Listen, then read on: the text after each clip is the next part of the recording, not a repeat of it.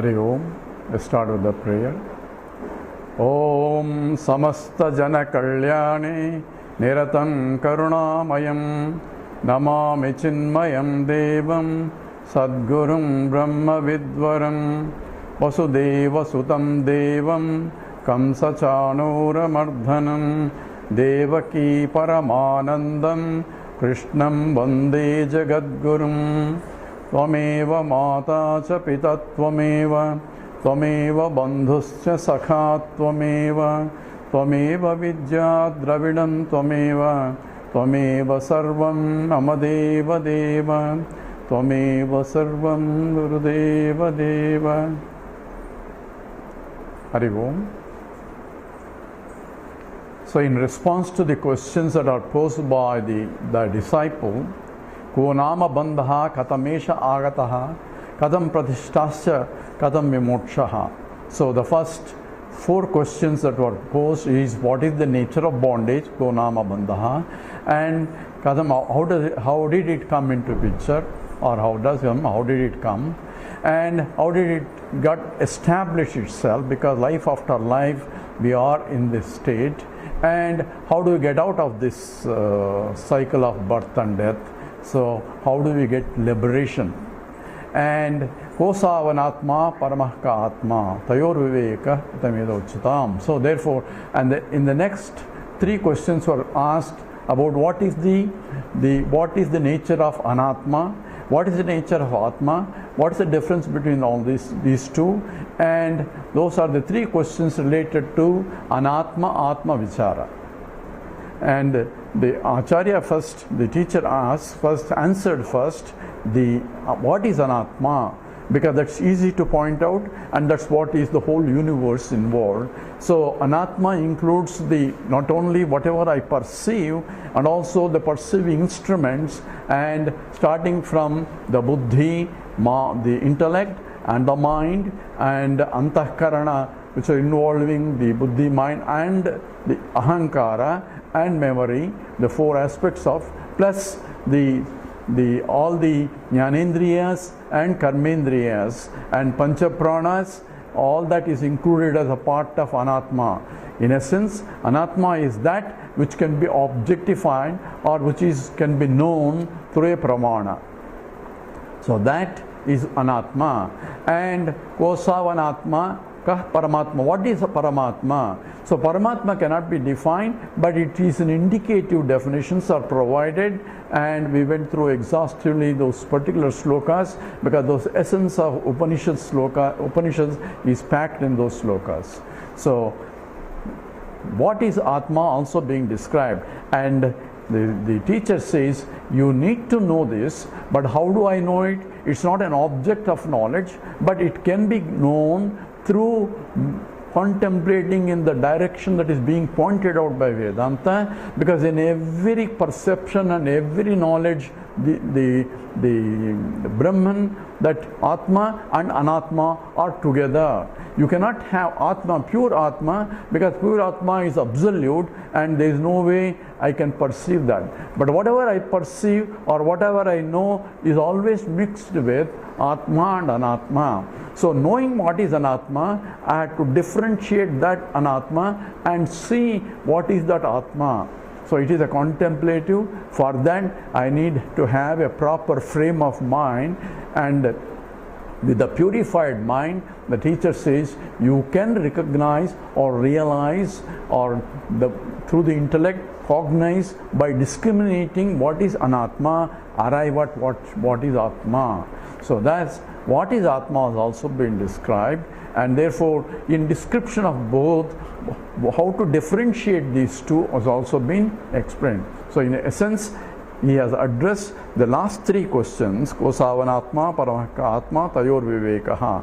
So the discrimination of how to differentiate the Atma and Anatma is also being pointed out through using a purified mind. So purified mind is essential in order to separate oneself and look at it carefully, because these two are together. The mind habitually goes out and only tuned to know the objective things. Now we are looking at in every objective knowledge there is a subject is involved, and how to differentiate the subject in every objective knowledge. So pratibodha viditam matam, it is known in through every knowledge, but yet I am paying attention to the objective knowledge rather than the consciousness that involved in every objective knowledge.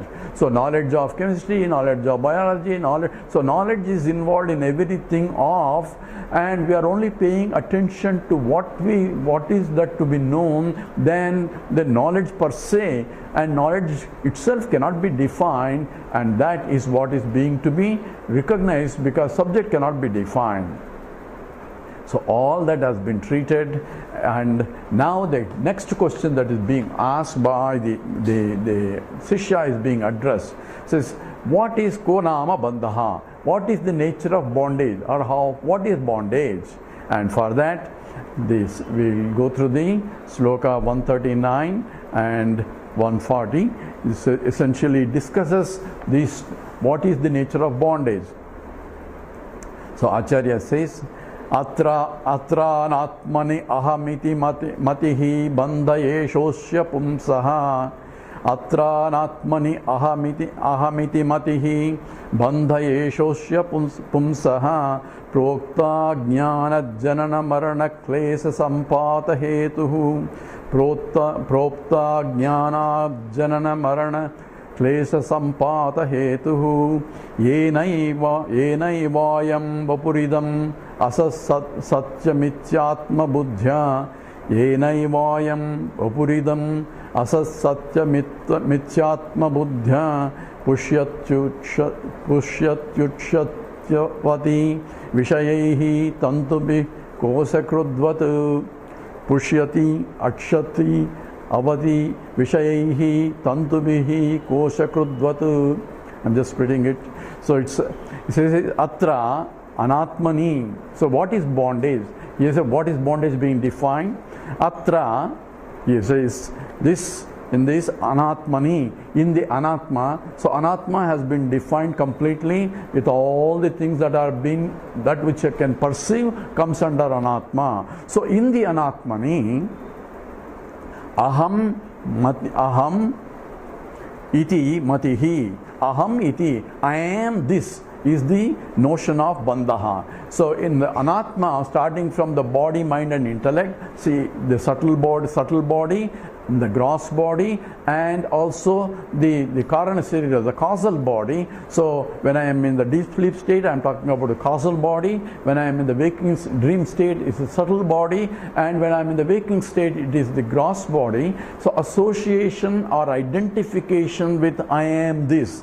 So aham iti, I am iti, that matihi, the notion in the mind. So what is the bondage? It is a notion in the mind. It's a matihi, means it's a notion in the mind that I am this.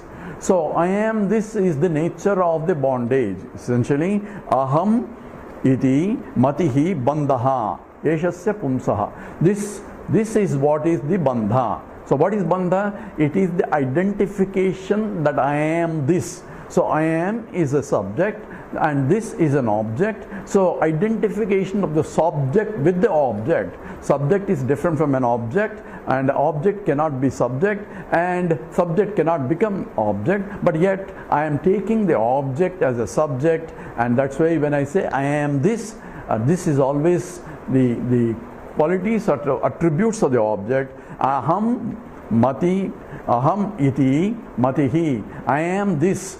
So there are two aspects in that as we talk about. It is I am this. So those two together is always there, and I cannot say just I am. And who are you? You cannot say I am. You cannot say I am. This you point out, whether from the point of the body relationships or emotional relationship or intellectual relationship. So I cannot define myself, looks like who I am without this identification. But this is always an object, and I am a subject. So the confusion is coming in, and the confusion is called bandha. This is what we only know. I am this. This is all we know, because I don't know. Without the qualifications of this, I cannot define myself, and I don't know who that is. So that's the reason why the bondage is being defined as identification of myself with this in the anatmani. Anatmani includes the mind, intellect, and the ahankara, that I am notion, and the memory, also the panchapranas and the karmendriyas, jnanendriyas, and also this physical body including. All that is included in the anatmani, plus also identification with the world also. Even though I don't identify with a car or a house, but the bigger the car, greater I am, or bigger the house, bigger I am. So there is an inherent identification with this also. That's why people try to possess more and more, thinking that they become bigger and bigger in the process. Oh, he's a millionaire. That means millions are property that he has, but he's now also great because of possessing it. So that's called a mamakara, and comes as an ahankara. This has become I, because this is body is what we start, but I am the body becomes an understanding. In the same way, I am so great because I have this. So that becomes also part of bandha. So ahankara, mamakara, ahankara means I am this, that is aham mati, aham iti matihi. A notion that I am this is the bondage, is being defined. Prapta ajnana, this ajnanam, this notion has come into picture because of ajnanam. What is ajnanam? There are two types of ajnanam. It's called a mula avidya and tula avidya. So mula avidya means the fundamental ignorance, and this is the fundamental ignorance is the ignorance of the subject, and tula avidya is the ignorance of the objects. So ignorance of the object is all objective knowledge. So whatever that I know in terms of individual relationship, the world, all that which can be objectified is all Tula Vidya. And Tula Vidya requires knowledge of particular knowledge, and therefore if I want to know, I have the ignorance of chemistry, and that can be removed by the knowledge of chemistry. So in each subject, when I know that particular subject, I only know that much only. I will not know something else. In fact, the more I know, I'll become a super specialist of narrower and narrower field. Therefore, the more I know, the less and less I will be knowing, because I am focusing in a smaller and smaller, because the more I focus, the more it opens up. That's the nature of objective knowledge, and that is called Tula Jnanam. And that knowledge will not help in the eliminating the mula avidya. Mula avidya is the fundamental ignorance, the root cause for which the whole thing is, whole samsara is, and that cannot be eliminated unless I know what is the cause for that, what is the nature of that.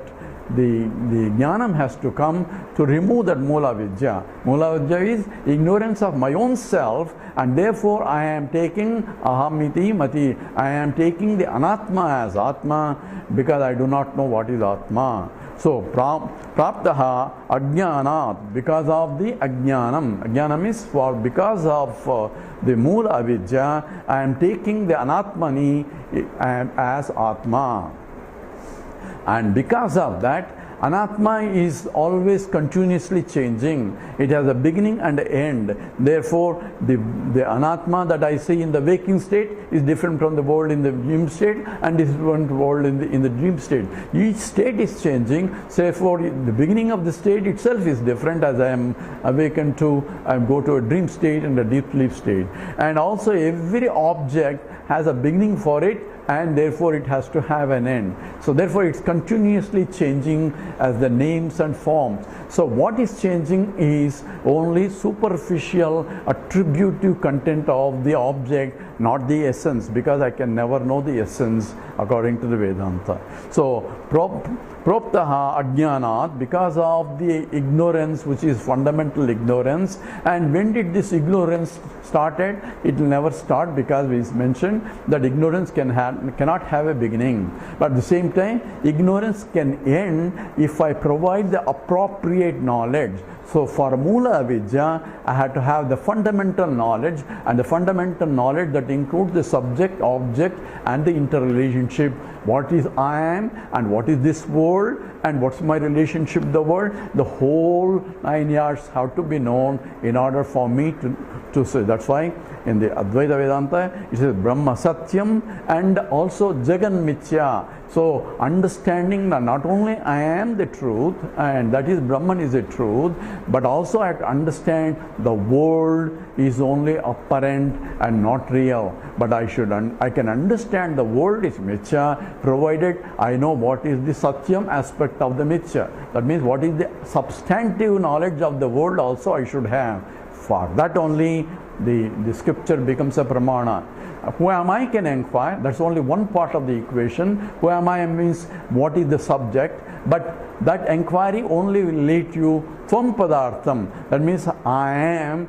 That also has to be that, which I rejected before as I am not that. But also now I have to include as I am that, not the superficial changing entity, but the substantive entity of that also I am. That means I pervade the whole universe also as the very existence principle.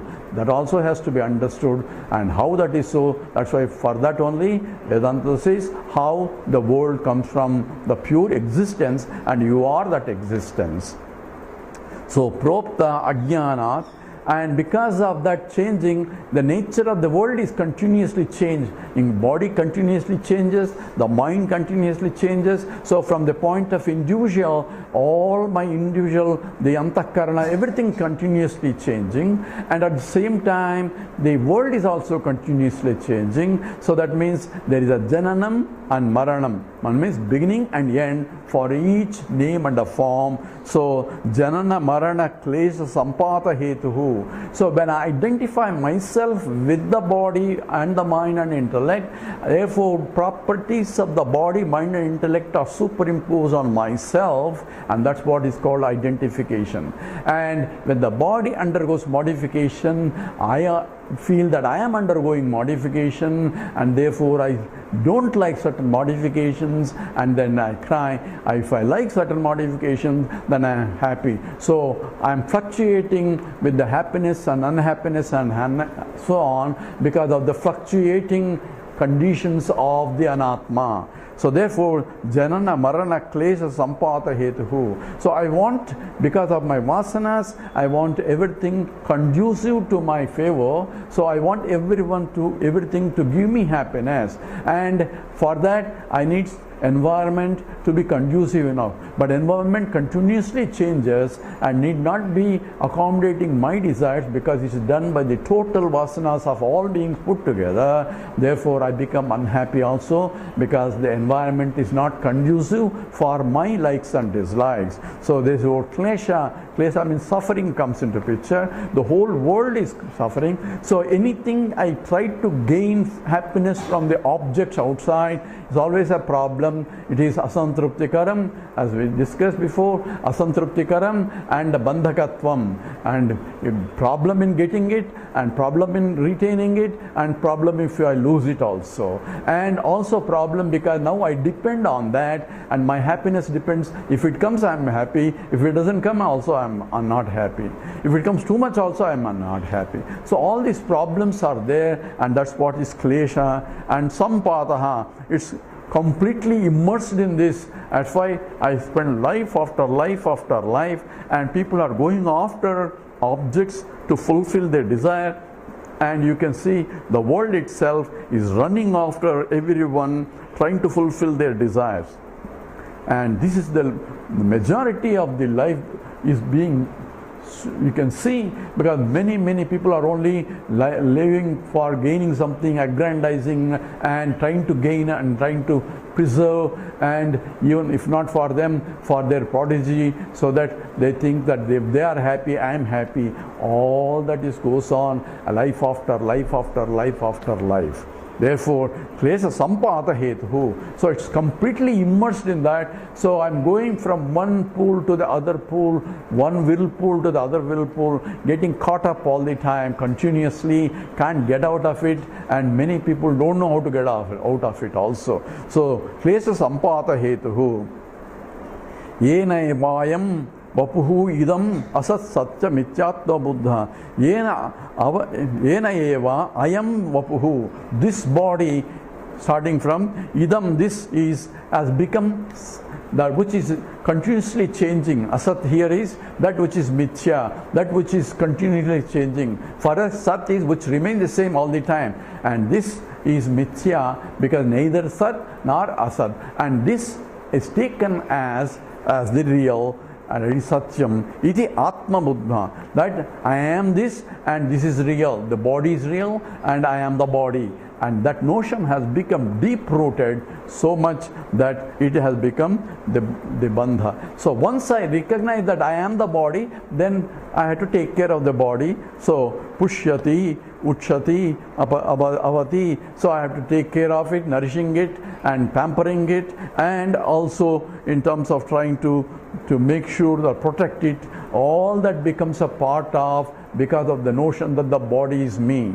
So this Vishaya, how do I do? I want this through sense objects. I am trying to make the body more, pampering the body's needs becomes my need, and that's how I spend life after life. And it is like Tantubihi Kosakrudvatu. Here the Acharya gives a simple example, like a silkworm, it wants to protect itself, so it makes a silk fiber, and in the process of making it, ultimately it gets caught up in that and it dies by suffocation. So the same way, I'm using the body for transactional purposes, but taking the body as myself and real and forgetting or not knowing my true nature, I get caught up in this cycle of birth and death, and that is what is called bondage.